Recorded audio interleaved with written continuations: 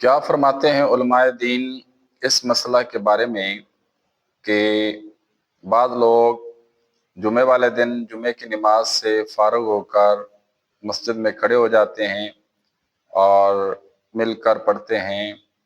سلام علیک یا رسول اور مصطفیٰ جان رحمت پہ لاکھوں سلام،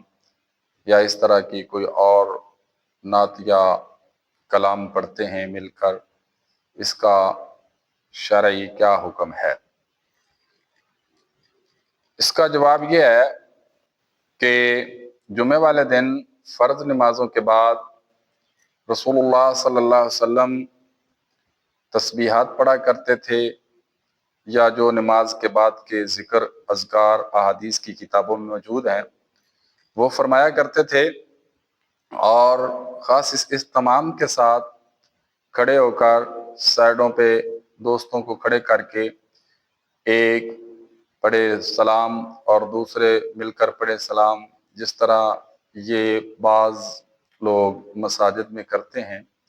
اس کا کوئی نبی پاک صلی اللہ علیہ وآلہ وسلم کی تعلیمات میں ثبوت نہیں ہے، اور ایسا کام نہ صحابہ اکرام نے کیا ہے، نہ تابعین نے کیا ہے، نہ تبع تابعین نے کیا ہے، نہ ائمہ اکرام نے کیا ہے، اور نہ ہی یہ کام اہل بیت اطہار میں سے مروی ہے، اور اس کی کوئی سند جو مستند اولیاء ہیں